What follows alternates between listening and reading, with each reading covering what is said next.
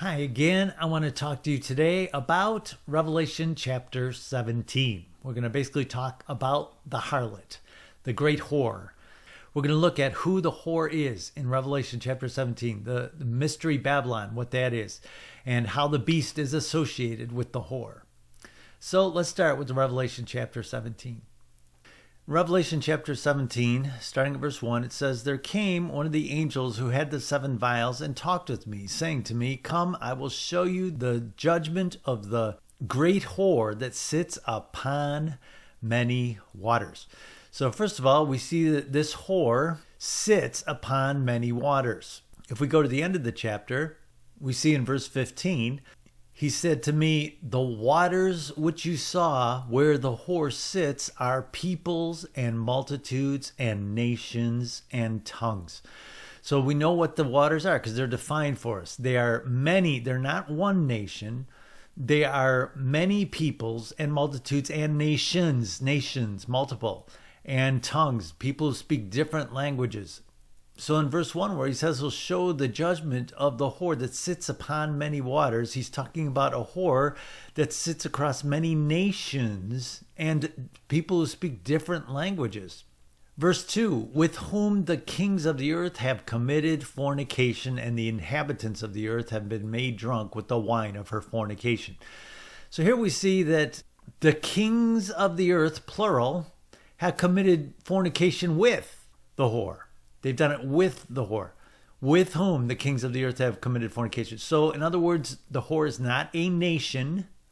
The whore is a system that encompasses many nations, because many kings and many nations are encompassed by this whore. The whore sits upon many waters. In other words, the whore is not part of those waters. The waters are many nations and tongues. The whore isn't those waters. The whore sits upon those waters. And here we see the kings of the earth commit fornication with the whore.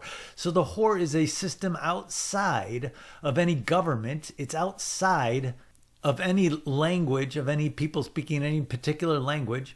So we see here that the kings of the earth have committed fornication with the whore, and the whore is not one of the nations of the earth. And if we look at the end here, we see in verse 18, "The woman which you saw is that great city which reigns over the kings of the earth."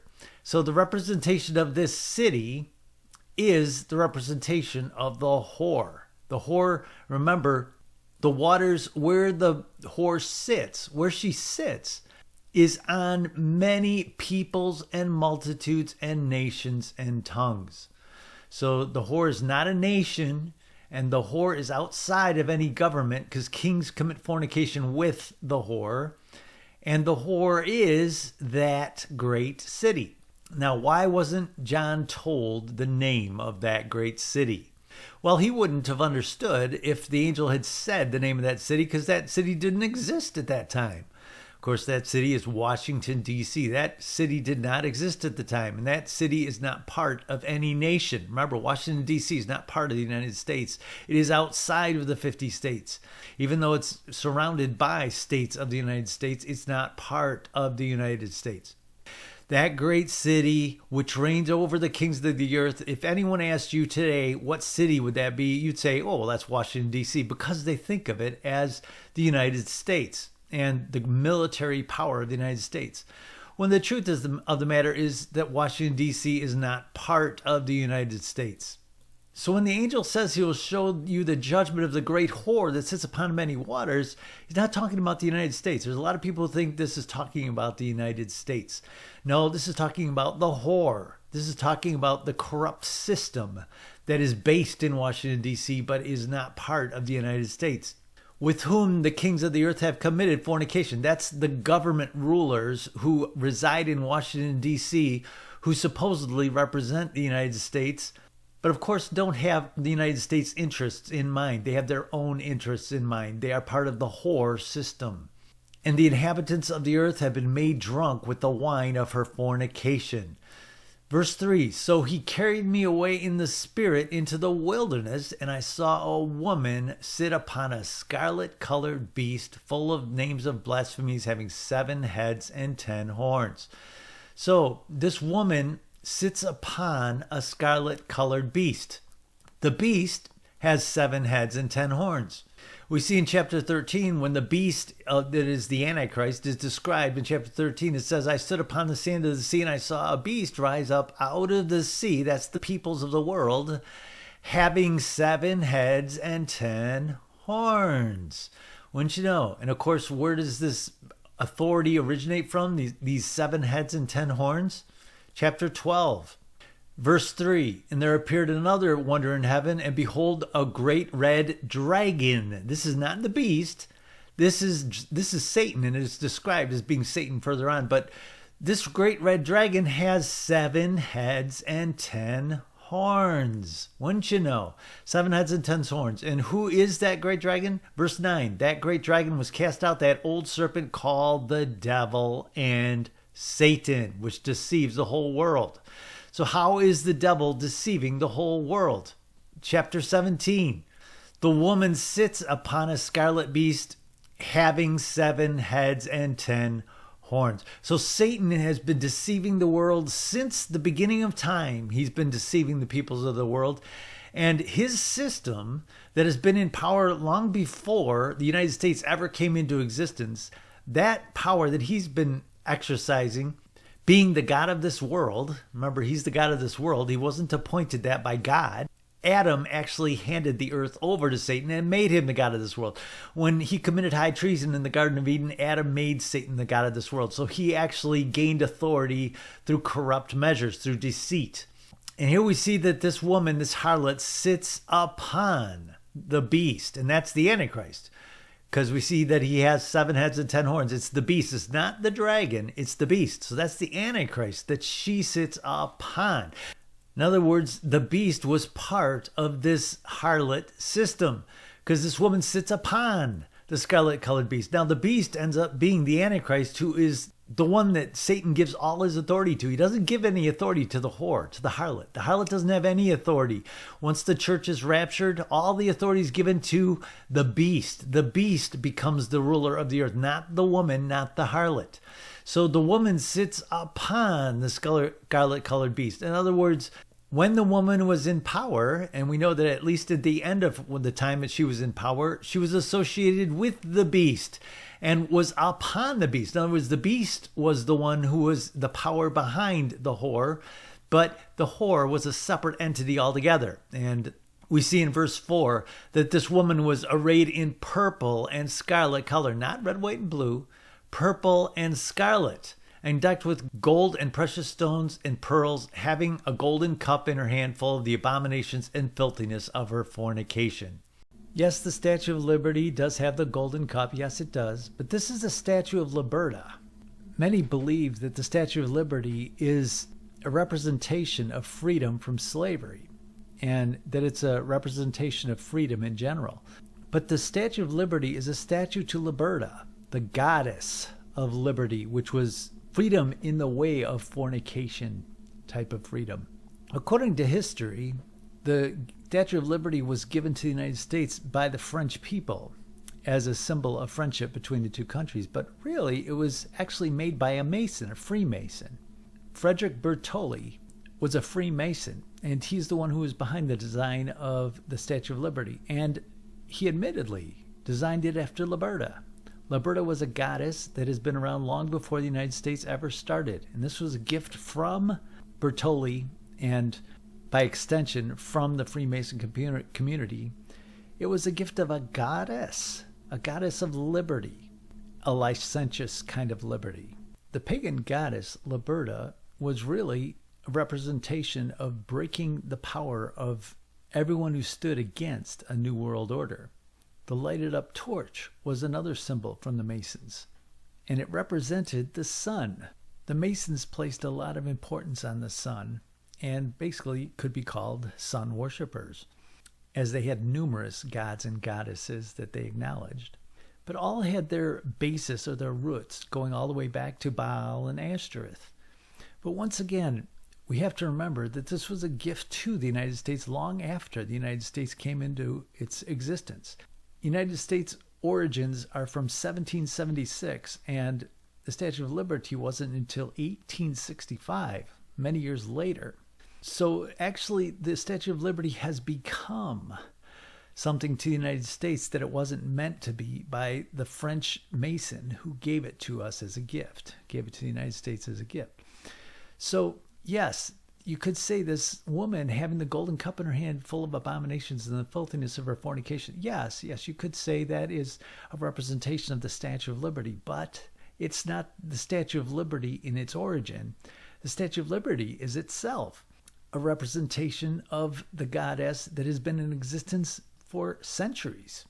So this predates the United States, this woman having the golden cup in her hand full of abominations and filthiness of her fornication. And she has been committing fornication with the kings of the earth since long before the United States ever came into existence.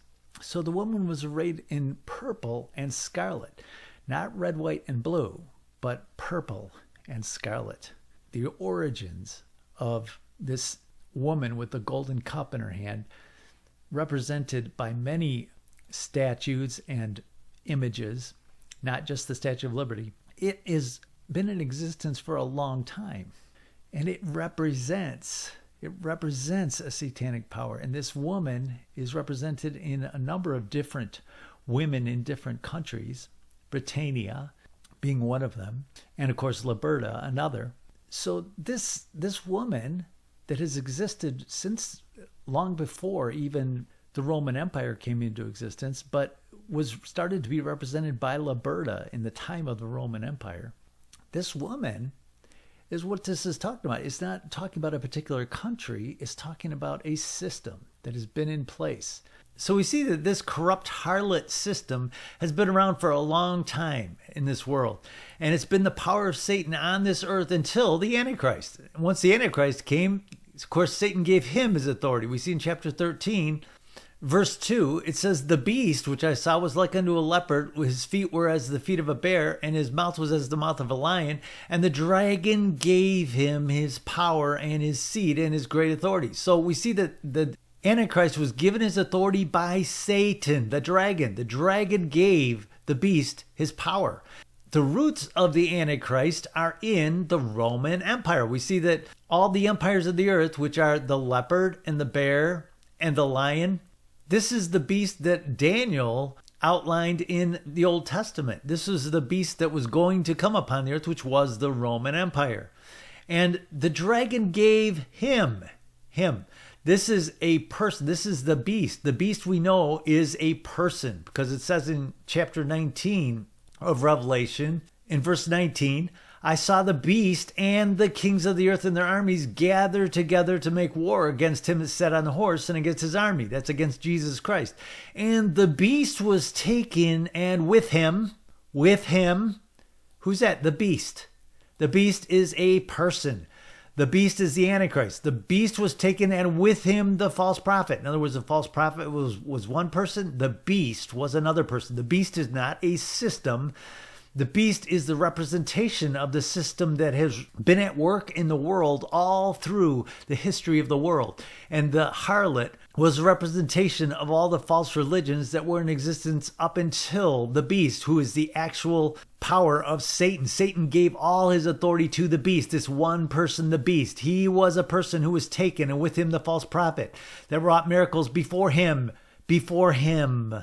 And these were both cast alive into the lake of fire burning with brimstone. So obviously, if the false prophet was thrown in there, and he's a person, and we know that the beast was with him, the beast was a person too.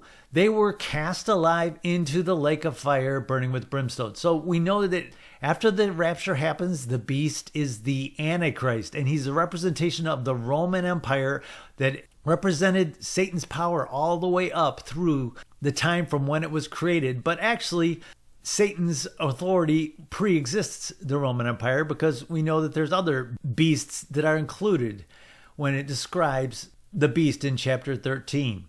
We saw that he was like unto a leopard, and his feet were like that of a bear, and his mouth was like that of a lion. Now, if you go back and study the beast in the book of Daniel, you'll understand this. But basically, this is a representation of the rulers of this world that were under Satan's influence.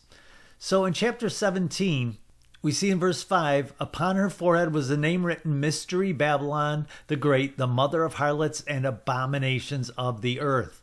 Mystery Babylon was the religious system of Satan on this earth. And verse 6, I saw the woman drunken with the blood of the saints. Well, the saints are brought up in the rapture. So this is talking about what she did up until the rapture. She was drunk with the blood of the saints and with the blood of the martyrs of Jesus. That's all the martyrs of Jesus. That's not any particular time period. That's all the martyrs of Jesus. In other words, the woman was Satan's tool on the earth to destroy the church. All those who were martyrs for the gospel message, those were all victims of the harlot, because she is the representation of Satan's work on this earth. So I saw the woman drunken with the blood of the saints and with the blood of the martyrs of Jesus. When I saw her, I wondered with great admiration. And the angel said to me, why do you marvel? I will tell you the mystery of the woman and of the beast that carries her, which has the 7 heads and 10 horns. Now notice that the beast carries her. Okay? So in other words, the harlot is a system that spanned all the past representations of Satan, which were the leopard and the bear and the lion. The harlot was seated on the beast because the beast carries her. In other words, she spanned all these beasts and all these representations of Satan's authority on the earth. She's part of the religious system and the spiritual system of death. So here the angel says, I will tell you the mystery of the woman and of the beast that carries her, which has the 7 heads and 10 horns. Now we know that this beast is the Antichrist, and we know that he's rooted in the other beasts that have existed on this earth and representation of Satan's mastery, his rule over the earth, being the God of this world. Or as Jesus called him, the prince of this world. Jesus called Satan the prince of this world 3 times, and I've given many messages about that, but Jesus himself called Satan the prince of this world. And then why is that? Because Adam gave him that authority and he took it, and he's manipulated and kept that power by deceiving the nations of the earth and deceiving the leaders of the world. So verse 8, the beast that you saw was and is not. Now hold on a second. He's talking to John on the island of Patmos, and he's telling him that the beast you saw was, so the beast already existed, and is not and shall ascend out of the bottomless pit. So the beast is, we know it's the Antichrist because it's described to us as being the Antichrist, and go into perdition. So this first statement throws people off. The beast that you saw was, in other words, the Roman Empire, it already has been around at the time he was talking to John, but it is not in the form that it's talking about here, because it's talking about the beast who is the Antichrist at the time of the end. He is not when he's talking to John on the island of Patmos. He's not. He is not. He has not come into existence yet. The Antichrist is not on the earth yet when he's talking to John on the island of Patmos. The Antichrist system is on the earth. That's the harlot. The Antichrist system, which is we're told about in a number of places in the epistles, in the New Testament, we're told about this system. That system's already around, but the beast is not. So the beast system, he was, in other words, the Roman Empire has already been around and already was around, even at the time of John, but the beast is not. He is not. At the current time, he is not around in his personal state as the Antichrist, and shall ascend out of the bottomless pit. In other words, he hasn't yet. The Antichrist hasn't come into power yet. And go into perdition, and they that dwell on the earth shall wonder, whose names are not written in the book of life from the foundation of the world, when they behold the beast, who is and is not and yet is.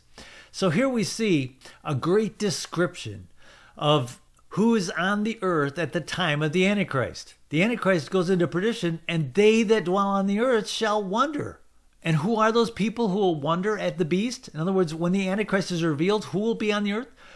Those who is it on the earth that will wonder? They that are on the earth, not some of those who dwell on the earth. All who dwell on the earth shall wonder, whose names were not written in the book of life from the foundation of the world. So obviously this is talking about how the beast, who is not, at the time he's talking to John on the island of Patmos, he is on the earth at the time after the church is raptured. They will behold the beast that was and is not and yet is. Notice that it yet is in this statement. This time the angel is saying something very interesting. He says that the beast was, in other words, the Roman Empire already has been in power, And is not is, in other words, the beast himself is not, and yet he is. How is he? The Roman Empire was still around. So the beast system, the Antichrist system, was still around. So yet is a true statement. He is, present tense. And yet he is not, because the beast himself has not come into power. So then verse 9, and here is the mind that has wisdom. The 7 heads are 7 mountains on which the woman sits. Now this word mountains here is also used to describe hills in the Bible, and it's used to describe the Mount of Olives, which of course was a hill. The Mount of Olives wasn't a mountain, it was a hill. There are numerous places in the Bible that use this word to describe hills. So the 7 heads are 7 hills on which the woman sits. Now Washington, D.C. has 7 hills. It has Capitol Hill, Meridian Hill, Floral Hills, Forest Hills, Hillbrook, Hillcrest, and Knox Hill. 7 hills. Wouldn't you know, Washington, D.C. has 7 hills. So the 7 heads are 7 hills, because that word is translated hills, in just about every place where it's used is translated hills, on which the woman sits. So the woman sits on Washington, D.C. In other words, her base is Washington, D.C. And we know she sits on many waters, many nations, and many kingdoms, and many tongues. That's where the woman sits later on in this chapter. But here we see that the 7 heads are 7 mountains. And the woman sits on those. In other words, she has influence over those 7 hills. But those 7 hills are part of the beast system. And of course, the Antichrist, the beast himself, receives all the authority after the rapture happens. So verse 10, there are 7 kings. So first of all, there's 7 hills. And then we see that there are 7 kings. 5 have fallen, 1 is, and the other is not yet come. And when he comes, he must continue a short space. And the beast that was and is not, even he is the 8th. And is of the 7. Now we know the beast takes power after the rapture happens. So that tells us something very plainly here. The beast is the 8th king. He gets his authority when the church is raptured. That's when he comes into power. So the other 7 kings are before the rapture happens. So these other 7 kings, they all happen before the rapture. And the beast is the 8th king, and he is revealed at the rapture, as I've explained in numerous times before this in other messages and in other parts of this very series in Revelation. I've explained how the Antichrist can't come into power until the church is gone, because we have authority over Satan. So the beast that was and is not, he is the 8th king. In other words, he comes into power after the rapture happens, because he is of the 7. In other words, he's of the same system as the 7 before him. He's of the same system. And he goes into perdition. Another reference to the fact that this is the beast, the Antichrist.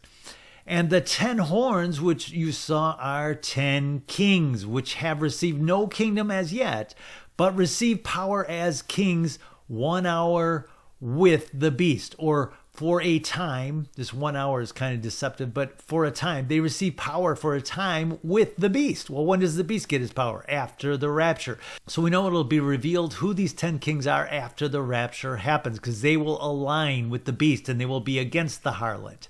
The harlot will be destroyed because the beast is given all the authority, and the harlot no longer will have any authority when the rapture happens, because the beast gets all the authority of Satan.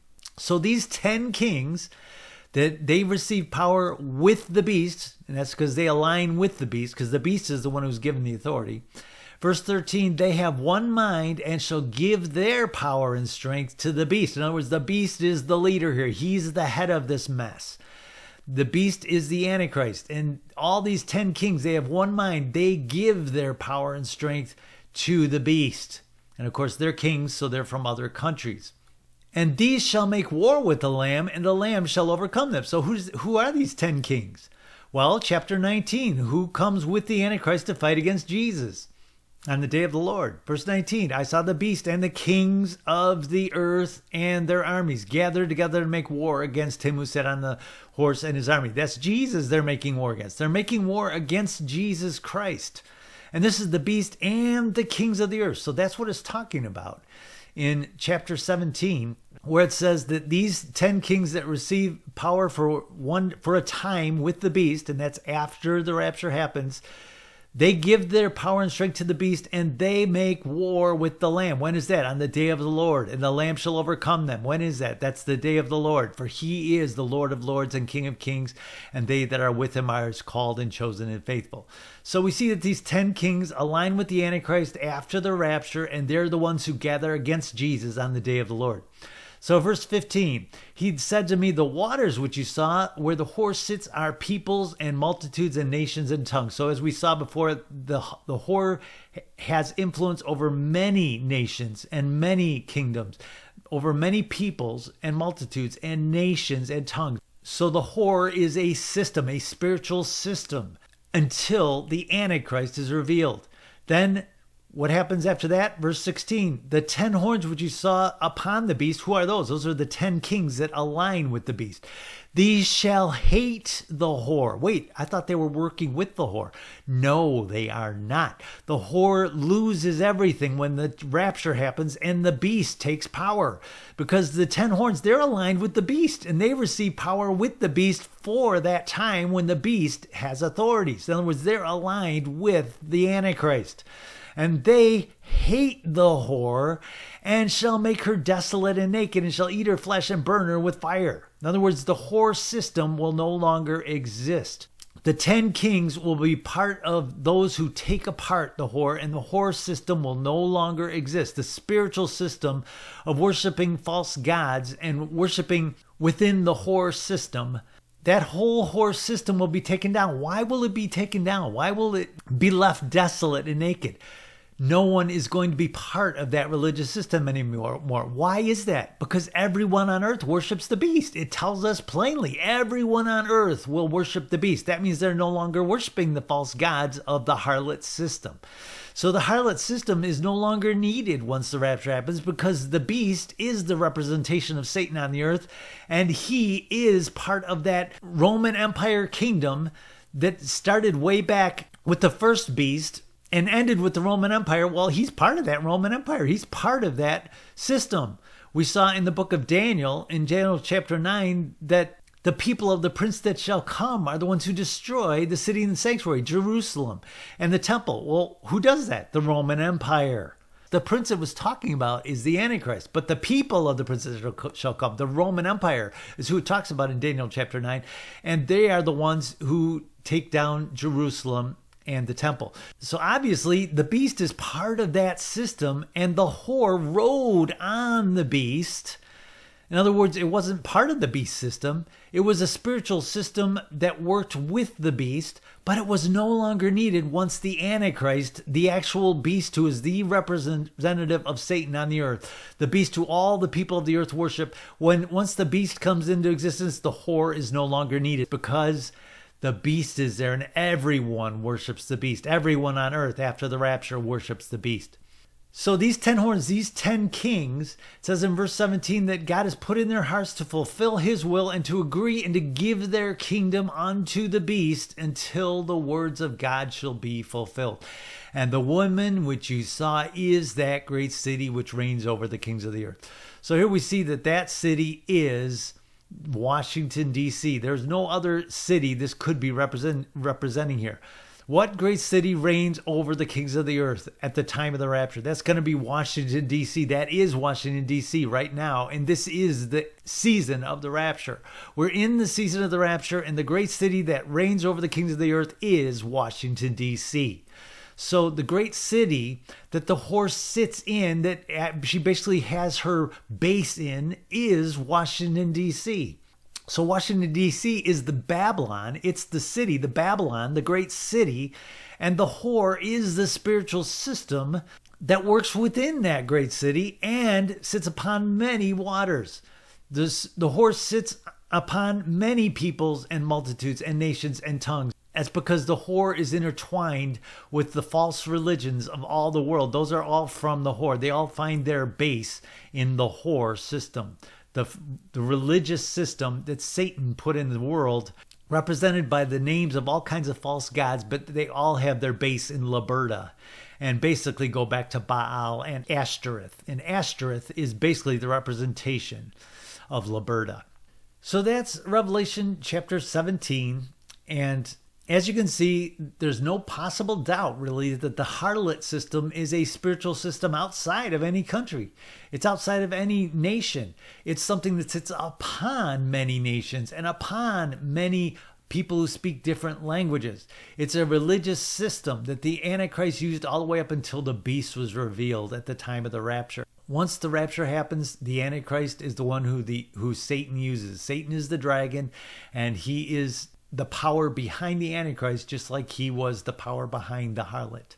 But the harlot, of course, is no longer needed, so Satan casts it aside, just casts the harlot aside, and lets the 10 kings destroy the harlot. The 10 kings are aligned with the Antichrist, so they all worship the Antichrist, because everyone on earth will worship the beast. So that means that the 10 kings, they have no use for the harlot. So that's my message for today. Thanks for watching.